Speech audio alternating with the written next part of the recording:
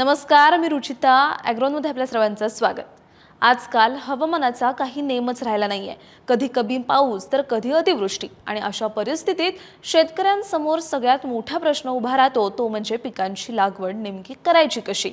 पण काळजी करू नका, कारण हवामान बदलाच्या या आव्हानांवर एक प्रभावी उपाय रुंद वरंबा सरी पद्धत म्हणजेच ब्रॉड बेड फरो BBFच्या पद्धतीमुळे दुष्काळात ओलावा टिकतो तर अतिवृष्टीत पाण्याचा निचरा चांगला होतो. ते कसं बरं? आणि हे रुंद वरंबा सरी कशी तयार करायची, त्याचा आकारमान किती असतं आणि त्यामध्ये कोणकोणती पिकं घेता येतात पाहूयात आजच्या व्हिडिओमध्ये.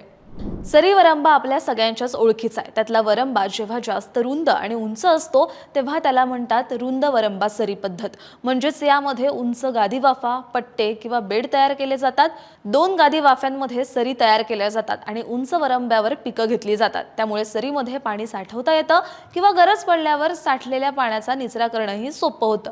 कोरडवाहू भागातल्या पिकांना पाण्याची नेहमी कमतरता भोगावी लागते. त्यामुळे हैदराबादच्या आंतरराष्ट्रीय कोरडवाहू पीक संशोधन संस्थेने ही पद्धत विकसित केली आहे.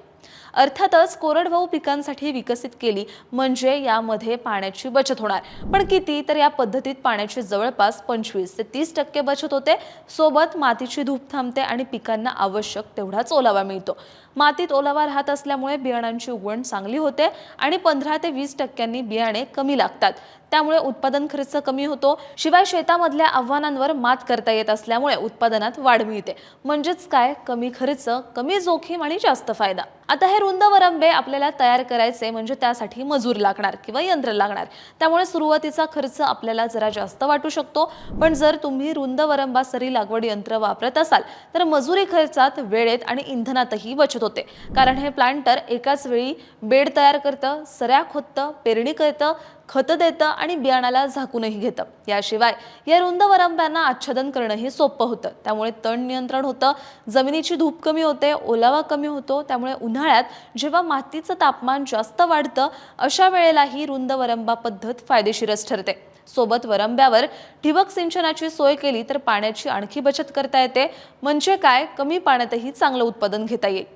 आता प्रश्न येतो, रुंद वरंबा सरींचा आकारमान किती असावा याचा.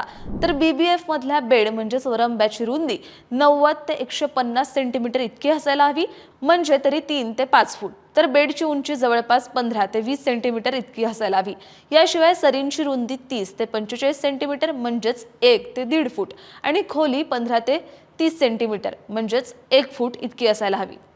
या पद्धतीमध्ये सहसा शेतकरी हळद लावतात. तुम्ही मका, ज्वारी, सोयाबीन, तूर, कापूस, हरभरा, केळी ही पिकं लावू शकता. यावर्षी पाऊस कमी आहे असा प्राथमिक अंदाज दिलेला असल्यामुळे आपण सावधगिरी म्हणून आधीच याची लागवड रुंद वरंबा सरी पद्धतीने करू शकतो. ही माहिती जळगावच्या कृषी विज्ञान केंद्रातील कृषी अभियांत्रिकी विषयाचे विशेषज्ञ सौरभ कुमार गडाख यांनी दिली आहे. तुम्हाला ही माहिती कशी वाटली हे आम्हाला कमेंटमध्ये नक्की सांगा. आणि तुम्हाला कोणत्या वेगळ्या विषयावर माहिती हवी असल्यास तेही आम्हाला कमेंटमध्ये सांगा. तुम्ही सुचवलेले विषय आम्ही तुमच्यापर्यंत नक्की घेऊन येऊ.